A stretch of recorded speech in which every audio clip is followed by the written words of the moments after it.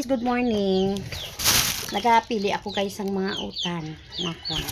Kaya nga hambal sa doktor, dapat kuno ni tatay magkaon sang bisan sabaw na lang sang utan. Kay tungod ano imo makapamayo sa iyang kondisyon. Hindi naman siya pwede gid makakaon kasi guys sang utan kay tungod nga si tatay ko do wala na gid maayo unto.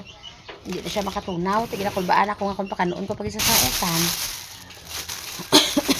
Base kung hindi siya makatunaw. So, hinihimo ko, pagpuli ko diri kagapon, hindi ako sa kabantalan, bakal ako sa utan, kaya parang daswahon ko sa iya subong. Kagamon man sudanon tapos, karon sa ugto, tapos ko diri pangimo sa balay, rekta naman ako balik naman sa kabantalan kay buwas guys, may trabaho na, hindi na ako makapagusto absent guys. Ano sinabo, Diyos ko, ang nabakal ko man iya nga talong sa pagkadamo man iya sinutanan gali sa sulod, nano man iniya man. Mga reject na ni guro ay, baligya pa nila ni. Una siya guys. Good morning sa tanan. Medyo pilang kadlaw nga wala ako naka-online, tapos wala man ko nakapakaon sa akong dugi. Kasi maningala kamo kung ano nga dugi ang akong sa Shein ko guys. May papikip ako dira lagi na pakaon. Kay may libre ikaw nga item nga makuha. Wala gid ako nakapakaon guys tungod sa kabisihon ko guys. Diyos ko, dong ako lang akong napiminsaro na focus na lang gid sa isa ka bagay. Shout out gali sa akong mga manghod. Thank you so much kid sa mga manghod kong kagwapa nga biskan paano.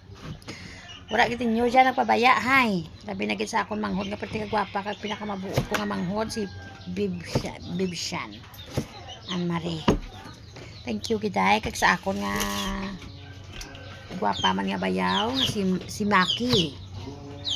Bago lang to nagbalik sa kabantalan guys. Kay kinahanglan dito sa manghod ko naman ang upod. Kaya ang manghod ko nga lalaki nagbalik anay sa pwede bidra kay ba bati ko na glain ng pamatsag sa saway kay nagabusong. Si Maki gini guys ang upod ko sa hospital ni nanay tatay. Kami nga tatlo ni nanay. Kay man si nanay hindi ko man sila nga masaligan mo nga nagabantay kay tatay. Kay man si nanay ko nagasaka man ng dugo. So gini-iriya na mo sa akong bayaw. Siya ang ara sa gwa kung anong balaklon dila, tapos ako ang kisaang ato sa sulod. Amo na bulos-bulos kami nga duwa. Kaya hindi ka man guys kapag gusto nga magtinergi ka mo sa sulod kay dugay ang mga guards sa hospital guys do mga zombie sila nagabista sila one time na dakpan nila kami tatlo kami ara sa sulod kasi nanay ginapapahuway-huway ko ay nagsaka ang dugo. Si Maki naman tika tuyo kayo ay man tinulugan. Di ako yung medyo sa tong time do okay pa man ang pamatsyag ko. Hala tulog ka muna kaya ako babantay. Agoy dugay-dugay ni sulod na ang gwardiya. Gi pagwaan lang ang iban mga upod ma'am kay amo sa ni. Tinintindihan ko man guys kasi syempre unfair man para sa iban nga mga pasyente. Muna nga ginhimo namon nga duwa. Kabulos-bulos kami. Di ka budlay gi ko duwa na sila nanay kay okay lang nanay ko na mayo man bala ang kondisyon ni nanay ko. Wala gid problema. O galing kay nanay ko gini pabipihan ko man guys kay man daw nagalutaw man siya kuno. Kaya amo ko. Ay, di ano ko siling ko sige lang nay. Kuanon ko na lang ini ako lang ang mabugtaw kay para nga ay maano na lang guro kami kung pati duwa gid sila naman ang magbatsyag amo na nga ay ko okay lang yan ako yung magpulaw kaluyan man mas tatay ko nagnubo man ang yung dugo nahimo mga 120-80 ang problema ko naman sang hanak na kami nga magwa nga matsyag ko duga tibi-tibi kami nga hindi makalayon kay pag ano sa nagapungbat guys kay guro tungod sa ako nga kulba pa nila feel ko sa bunga daw yung ako doon naghahaot akong dughan.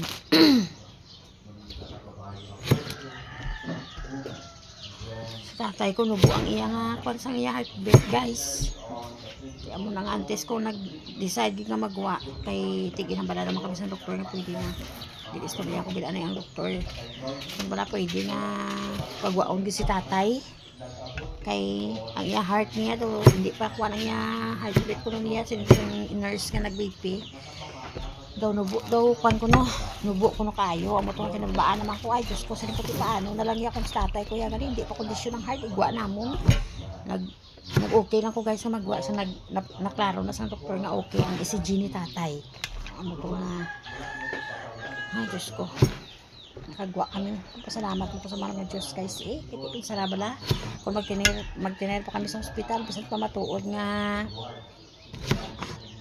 wala kami sa bayaran sa ospital pero ang mga bulong iya guys kung wala iya karon sa available sa sulod sa pharmacy sa ospital nga pwede ka na libre kung may PhilHealth ka napilitan kayo nga baklo sa gwat kung wala ka sa ginauyatan guys amo nang pinakabudlay di ka pila ko gid na ma-encounter nga nabitbit ko resita ang bilis ng bulong 800 sobra na-encounter mo sa akong bayaw nga ga-expect ka ba lang nga bisan paano may ara ka nga kuhaan libre pag abot dito pagkikita sa nurse abot sa nurse ma'am pasensya gid bakla nyo lang ni anay sa gwa wala gid kami diri available di kung wala ka gid sa kwarta way kaplasan guys way ka sa nilatan ti kaluoy ang pasyente ha ti hanggang diri na lang anay guys ha maluto ko anay nag video lang ko subong kay para biskan paano may ano ako guys may i-upload ako kay ti kanugon sang content monetization ko nga wala na ko ka-upload guys. Bye bye. Thank you so much for watching everyone. Bye bye.